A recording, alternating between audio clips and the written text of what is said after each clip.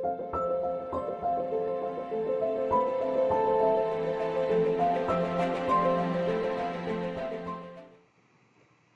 and Namaste, मैं Priyanka Singh and welcome to Law Gurukul. In the PYQ series, today we will discuss the question paper of December 2023. आज की video में हम discuss करेंगे competitive public law से दिसंबर 2023 में जितने भी क्वेश्चंस पूछे गए थे उनको विद डिटेल्ड एक्सप्लेनेशन. ये आपको आपके आगे आने वाले एग्जाम्स में हेल्प करेगा. So let's start. Which of the following countries has no written constitution? इनमें से कौन से कंट्री का अपना रिटन कॉन्स्टिट्यूशन नहीं है? इंडिया, यूके, चाइना या फिर USA? The correct answer is UK. UK का जो कॉन्स्टिट्यूशन है वो रिटन नहीं है. इंडिया का तो है, ये तो फॉर श्योर पता है. यूएसए का भी है, ये भी फॉर श्योर पता है. अभी इन दो कंट्रीज में कंफ्यूजन क्रिएट हो सकती है कि यूके में है या चाइना में है या नहीं. But for your information, China में भी कॉन्स्टिट्यूशन जो है वो रिटन है, बट यूके का कॉन्स्टिट्यूशन रिटन नहीं है. रिटन नहीं मतलब कि ये अनकोडिफाइड है, जैसे कि सभी लॉज का एक जिस्ट हमारे कॉन्स्टिट्यूशन में हमें देखने को मिलता है. सिमिलरली यूके में भी अलग अलग स्टैट्यूट लेजिस्लेशन है, लेकिन इनको एक सिंगल किसी भी लेजिस्लेशन में कोडिफाइड नहीं किया गया. That there is it a single written document that enumerate all the countries law. Constitution क्या है? कॉन्स्टिट्यूशन यही है कि जितने भी हमारे दूसरे लेजिस्लेशन है, एक्ट है, उनका एक जिस्ट है. ये एक मदर फिगर है जिससे इंस्पायर होकर के दूसरे एक्ट और दूसरे लेजिस्लेशन बने हैं. लेकिन यूके में अदर लेजिस्लेशन तो है, लेकिन उनका एक जिस्ट किसी सिंगल रिटन डॉक्यूमेंट में मेंशन नहीं है. यूके के अलावा there is New Zealand, Canada, Saudi Arabia, Israel और भी दूसरे नेशंस है जिनका रिटन कॉन्स्टिट्यूशन नहीं है. ठीक है, तो आपको क्या करना है, इन कॉम्परेटिव पब्लिक लॉ में जो इस तरह के कंट्री से रिलेटेड जो टॉपिक्स हैं उनको अगर आप चार्ट प्रिपेयर करके याद रखोगे तो ये आपके लिए इजी होगा. You can prepare a chart जिसमें आप लिख सकते हो written constitution and unwritten constitution. ठीक है, फिर इसमें एक कॉलम बना लिया, फिर जिन जिन कंट्रीज का रिटन कॉन्स्टिट्यूशन है, जैसे India, USA, France, Denmark, Australia and Brazil, इनका रिटन कॉन्स्टिट्यूशन होता है. तो इनको आपने यहाँ एक कॉलम में लिख लिया. एंड सेकंड पार्ट जहां पर अनरिटन कॉन्स्टिट्यूशन है, कहां पर है? यूके है, then we have New Zealand, Canada, Saudi Arabia and Israel. तो इस तरह से अगर आप चार्ट प्रिपेयर कर लोगे तो आपको चीजें याद करने में या और याद रखने में दोनों में ही आसानी हो. Moving on to the next question. Which among the following follow a parliamentary system of government? Government को चलाने का तरीका भी हर कंट्रीज का अलग अलग होता है. तो कौन कौन से कंट्रीज हैं जहां पर parliamentary system of government follow होता है? India, Australia, India and Australia, UK and USA. So here the correct answer is India and Australia. India का तो पता ही है कि हमारा पार्लियामेंट्री सिस्टम ऑफ गवर्नमेंट है, बट अगर ऑप्शंस में देखें तो 1 और 3 में कंफ्यूजन हो सकती थी.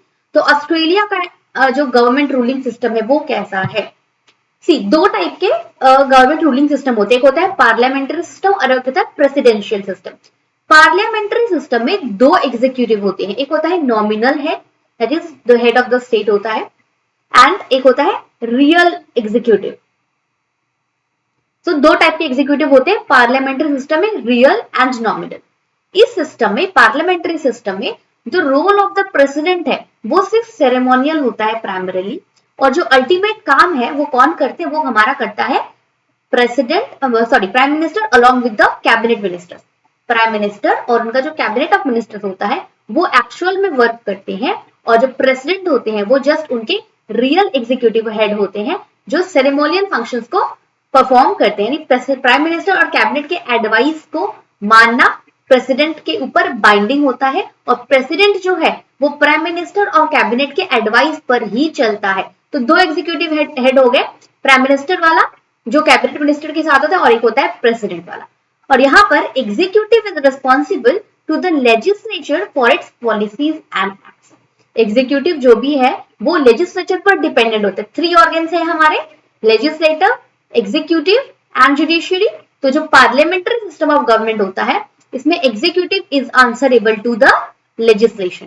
ठीक है, ये भी हमारे क्वेश्चन पेपर में कई बार असर्शन रीजन के फॉर्मेट में पूछा जाता है, या फिर इससे डायरेक्ट क्वेश्चन भी आया है कि ये जो पार्लियामेंट्री सिस्टम ऑफ गवर्नमेंट होता है इसमें जो एग्जीक्यूटिव है वो किसको रिस्पॉन्सिबल है, ठीक है, ये जो एग्जीक्यूटिव है वो किसको रिस्पॉन्सिबल है, तो here executive is responsible to the legislation. Now और इंडिया के अलावा और कौन कौन सी कंट्रीज हैं जहां पर ये parliamentary system of government follow होता है, it's Germany, Italy, Japan, Canada, UK as well as Portugal. Again I will say कि इस क्वेश्चन के लिए भी you can prepare two charts, one जहां पर पार्लियामेंट्री सिस्टम फॉलो होता है एंड सेकंड जहां पर प्रेसिडेंशियल सिस्टम फॉलो होता है।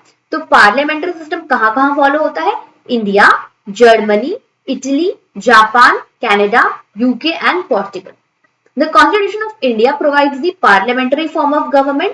यहाँ पर सेंटर और स्टेट दोनों ही लेवल पर पार्लियामेंट्री सिस्टम फॉलो होता है, यानी कि दोनों ही जगह पर दो एग्जीक्यूटिव है।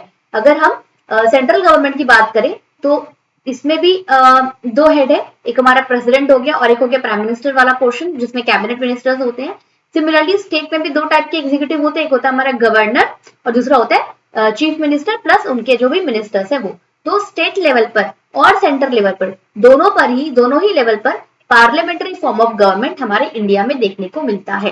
तो इस क्वेश्चन को भी, इस स्टेटमेंट को भी ऐसे ही याद रख सकते हैं क्योंकि क्वेश्चन इससे भी पूछे जाते हैं कि parliamentary system of government India में फॉलो होता है तो वो क्या वो दोनों लेवल पर होता है, सिर्फ सेंटर लेवल पर है या सिर्फ स्टेट लेवल पर है या दोनों ही लेवल पर है या फिर दोनों में से किसी लेवल पर नहीं है। तो इसलिए इस पॉइंट को भी ऐसे याद रखेंगे कि इंडिया में parliamentary system of government follow होता है on both level, centre level पर भी एंड स्टेट लेवल पर भी। Now coming to the presidential system of government. Presidential system नाम से ही थोड़ा सा समझ में आइडिया लग गया होगा कि इसमें प्रेसिडेंट जो है वो ही यहाँ पर हेड होता है, तो यहाँ पर सिर्फ एक एग्जीक्यूटिव होता है। ओके, तो in this system president is both the head of the state and government. President ही यहाँ पर रियल एग्जीक्यूटिव हेड भी है और नॉमिनल हेड भी है। नाउ किन कंट्रीज में ये सिस्टम फॉलो होता है, USA, South Korea, Brazil etcetera, इन कंट्रीज में प्रेसिडेंशियल सिस्टम ऑफ गवर्नमेंट जो है वो फॉलो किया जाता है। The executive is not responsible to the legislation for its policies and acts. President को यहाँ पर कंप्लीट पावर दे दी जाती है और वो यहाँ पर लेजिस्लेचर को आंसरेबल नहीं होते हैं, जैसे कि हमने पहले वाले पॉइंट पर देखा। And is constitutionally independent of the legislature in respect of its term of office. तो प्रेसिडेंशियल सिस्टम में जो प्रेसिडेंट होता है वो लेजिस्लेचर को किसी भी तरह से आंसरेबल नहीं है, वो अपने according as per his will he is independent to create any legislation during his term of office. Next question, which among the following countries do not follow the scheme of distribution of power? Distribution of power का जो system है ये कौन सी countries में follow नहीं होता है, focus on not, ठीक है, ये नॉट कई बार स्टूडेंट स्किप कर जाते हैं। तो एग्जाम को क्लियर करने का पहला पॉइंट ये कि read the question very carefully, question और उनके ऑप्शंस को बहुत केयरफुली रीड करना है, उसके बाद ही आंसर के लिए आप जाना। तो किन कंट्रीज में ये डिस्ट्रीब्यूशन ऑफ पावर फॉलो नहीं होता है, इंडिया, यूएसए, यूके और Canada. So here the correct answer is UK. UK में डिस्ट्रीब्यूशन ऑफ पावर फॉलो नहीं होता है। डिस्ट्रीब्यूशन ऑफ पावर यानी कि जैसे ये 3 ऑर्गन्स हैं हमारे, लेजिस्लेशन, एग्जीक्यूटिव एंड जुडिशियरी, और इन तीनों में ही तीनों का जो काम है वो अलग अलग है और तीनों अपने अपने एरिया के काम को करते हैं। In the UK there is no written constitutional document, ये हमने फर्स्ट क्वेश्चन में ही देखा कि यूके का जो कॉन्स्टिट्यूशन है वो रिटन नहीं है, that guarantees the rule of the doctrine. तो जब यूके में कॉन्स्टिट्यूशन ही रिटन नहीं है तो यूके में इस तरह के लॉज कहीं भी लिखे हुए नहीं है कि लेजिस्लेशन कौन है, एग्जीक्यूटिव कौन है, जुडिशरी कौन है, इनको क्या क्या पावर दी गई है, किस तरह से इनमें पावर डिस्ट्रीब्यूट होगा। And in practice the functions of the state organs overlap significantly, क्योंकि रिटन नहीं है, स्पेसिफाइडली रिटन नहीं लिखा हुआ इनके ड्यूटीज एंड पावर्स, इसकी वजह से ये जो ऑर्गन्स हैं उनके फंक्शंस जनरली एक दूसरे को ओवर पावर कर जाते हैं। For example the political executive is parliamentary, legislative and judicial functions are carried out by the members of the executive branch, and the Lord Chancellor is a member of all 3 branches of the government. UK का जो government functioning है वो थोड़ा सा different है, ठीक है, इसको थोड़ा सा समझ लेंगे और याद भी रखेंगे क्योंकि questions can be framed in any way, है ना, तो आपको इसके बारे में जो है समझ होनी चाहिए। यूके का जो सिस्टम है उसमें 3 अलग अलग हेड हो, जैसे हमने देखा लेजिस्लेशन, एग्जीक्यूटिव एंड जुडिशियरी। तो एग्जीक्यूटिव का हेड होता है हमारा पार्लियामेंट, ठीक है, पार्लियामेंट यहां पर एग्जीक्यूटिव का हेड है। लेजिस्लेटिव और जुडिशियल फंक्शंस जो है, sorry, legislative and judicial functions are carried out by the members of the executive branch। इन दोनों का काम कौन कर रहा है, यानी इन दोनों पे नजर किसने रखी हुई है, एग्जीक्यूटिव ने नजर रखी हुई है। तो तीनों जो है वो इंडिपेंडेंट फंक्शन नहीं कर रहे। डिस्ट्रीब्यूशन ऑफ पावर क्या कहता है कि तीनों ऑर्गन्स अपने अपने क्राइटेरिया को, अपने अपने डेडिकेटेड वर्क को इंडिपेंडेंटली करते हैं। लेकिन यूके में हम क्या देख रहे हैं कि लेजिस्लेटिव और जुडिशरी का काम एग्जीक्यूटिव कर रहा है, और एग्जीक्यूटिव को कौन चेक कर रहा है, पार्लियामेंट। पार्लियामेंट यानी कि यहाँ पर लेजिस्लेशन हो गया, है ना। और इन तीनों को लॉर्ड चांसलर जो है, Lord chancellor is a member of all 3 branches of government, और जो लॉर्ड चांसलर है वो इन तीनों को हेड कर रहा है। So there is no separate distribution of power in the UK constitution. तो इस चीज को देखिए, आप कैसे याद रखोगे कि एग्जीक्यूटिव फंक्शंस जो है, अब क्वेश्चन कैन बी फ्रेम्ड कि जो एग्जीक्यूटिव है उस पर टोटल कंट्रोल लेजिस्लेशन का होता है, या फिर ऐसे भी पूछा जा सकता है कि लेजिस्लेटिव और जुडिशियल फंक्शंस जो है वो एग्जीक्यूटिव परफॉर्म करता है कौन से कंट्रीज में, कौन से कंट्री का जो लेजिस्लेटिव और जुडिशियल फंक्शंस है वो एग्जीक्यूटिव ब्रांच कैरी आउट करता है। तो your answer will be UK. The doctrine of parliamentary supremacy is an important concept when discussing the role of judiciary in applying the law.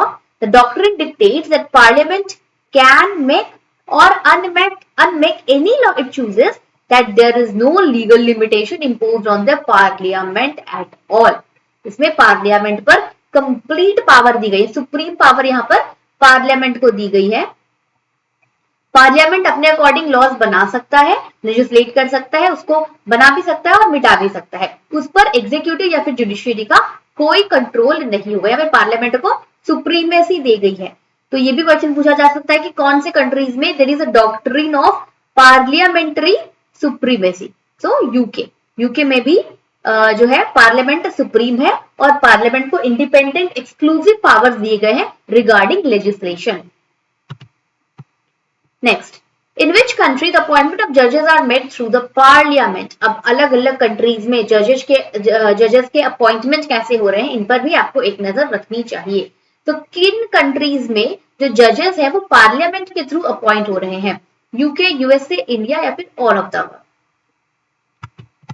So here the correct answer is USA। USA में जो जजेस हैं वो parliament के through appoint होते हैं।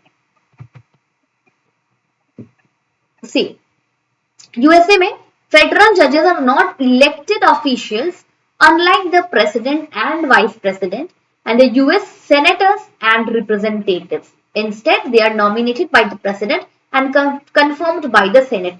Senate यहाँ पर हो गया जो हमारा वो है राज्यसभा एंड लोकसभा है, that is called here senate. तो यहाँ पर यूएसए में जो नाम है जजेस का, जो नाम है अपॉइंटमेंट के लिए, वो प्रेसिडेंट नॉमिनेट करते हैं, और उनको कंफर्मेशन जो है वो पार्लियामेंट के थ्रू, सेनेट के थ्रू मिलती है।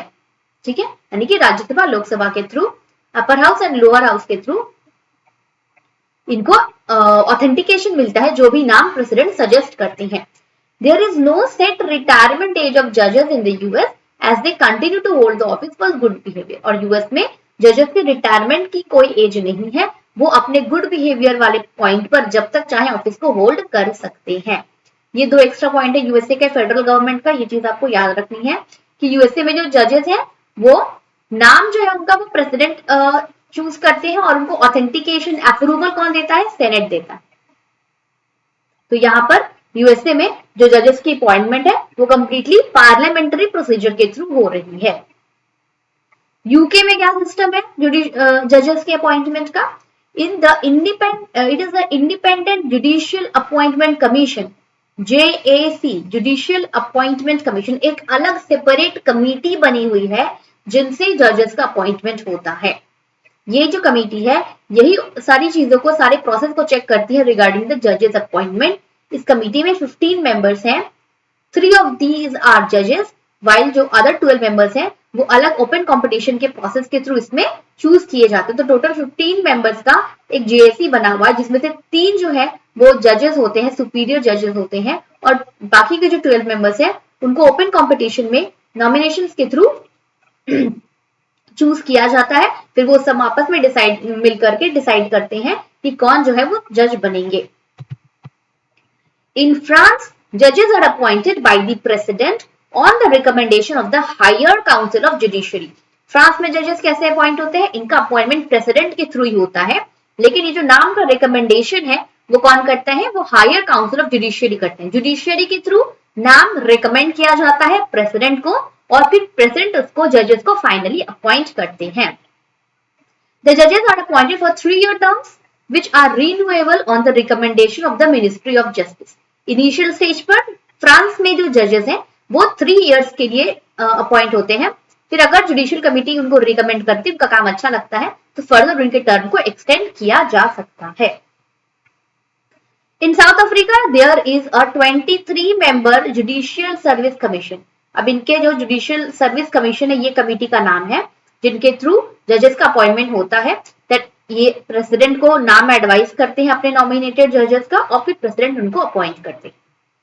In most Latin American countries like USA तो हमारा हो ही गया, उसके अलावा अर्जेंटीना, ब्राजील, इन सब में भी प्रेसिडेंट जो है वो नॉमिनेट करते हैं जजेस को, और उनको सेनेट यानी कि जो उनका लेजिस्लेटिव है, लेजिस्लेटिव डिपार्टमेंट है, वो उनको अप्रूवल देता है।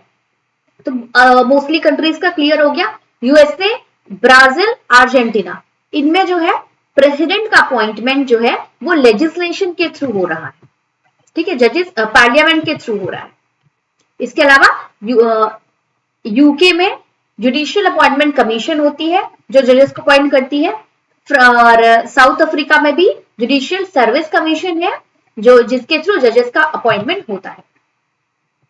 Next is which among the इसमें फिर फर्दर हमारा इंडिया भी है। अब आपको कमेंट बॉक्स में बताना है कि इंडिया में जो जजेस का अपॉइंटमेंट है वो किस सिस्टम के थ्रू होता है। Okay, now coming to the next question, which among the following expressly contain a provision for right to bear arms as a fundamental right?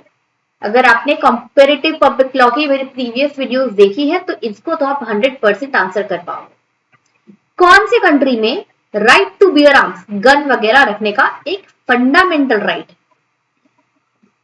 The constitutional act Canada, second amendment of US constitution, constitution का 108 amendment act, या फिर human right act of UK, किसमें fundamental right के तौर पर है?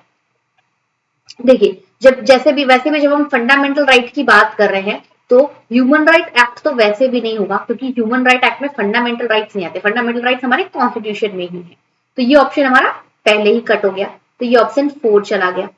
Okay, now हमारे constitution में तो नहीं है, हमारे कॉन्स्टिट्यूशन में आर्म्स, गन्स रखने का तो वैसे भी कोई प्रोविजन नहीं।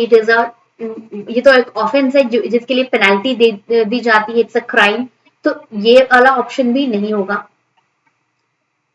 तो सी एंड डी तो पहले कट हो गया। अब बच गए ए और बी में। कनाडा और यूएसए में कौन से कंट्रीज हैं जहां पर, या तो दोनों ही है जहां पर राइट टू बियर आर्म्स है? So here the correct answer is option B. US is the country जहां पर सेल्फ डिफेंस के लिए ये राइट, फंडामेंटल राइट लोगों को मिला हुआ है कि वो फ्रीली आर्म्स, गन्स, पिस्टल अपने पास रख सकते हैं। वहां पे जो लीगल प्रोविजन है आर्म्स और गन, पिस्टल अपने पास रखने का वो बहुत इजी है। कोई भी विदाउट लीगल हैजल फ्री अपने पास गन और पिस्टल रख सकता है। ठीक है, तो US option B is the correct answer. और ये प्रोविजन यूएस की कॉन्स्टिट्यूशन में ऐड किया गया था in second amendment in 1791। Okay, US के कॉन्स्टिट्यूशन में सबको ये राइट है कि वो अपने आप को प्रोटेक्ट करने के लिए आर्म्स, वेपन, गन्स जो है वो रख सकते हैं। The right to bear arms is an amendment to the US Constitution that allows anyone including non citizens। अब इस प्रोविजन को भी याद रखेंगे, जो नॉन सिटीजन है और वो अमेरिका में है तो उनके पास भी ये राइट है कि वो गन्स को, आर्म्स को कैरी कर सके, उन्हें परचेज कर सके। Unrestricted access to fire arms without any limitations or regulations. The right to bear arms is a fundamental right protected by the second amendment of the US Constitution, जिसमें individuals को allow है कि वो carry कर सकते हैं for self defence and for lawful purpose. अब obviously ये राइट जो है वो कंप्लीटली फ्री नहीं है, कुछ रेस्ट्रिक्शंस के साथ ये राइट्स है कि आप गन रख सकते हैं, लेकिन उनका लॉफुल पर्पस, लॉफुल यूज उनका आपको करना है। The right to keep and bear arms had originated in England. अभी देखिए इस टर्म्स को याद रखेंगे, ये जो टर्म है राइट टू बियर आर्म्स, ये जो कॉन्सेप्ट है वो इंग्लैंड कॉन्स्टिट्यूशन का है। ये जो कॉन्सेप्ट है गन्स रखने का, ये यूके का कॉन्स्टिट्यूशन कहता था, बट बाद में इंग्लैंड ने इसको अपने कॉन्स्टिट्यूशन से रिमूव कर दिया।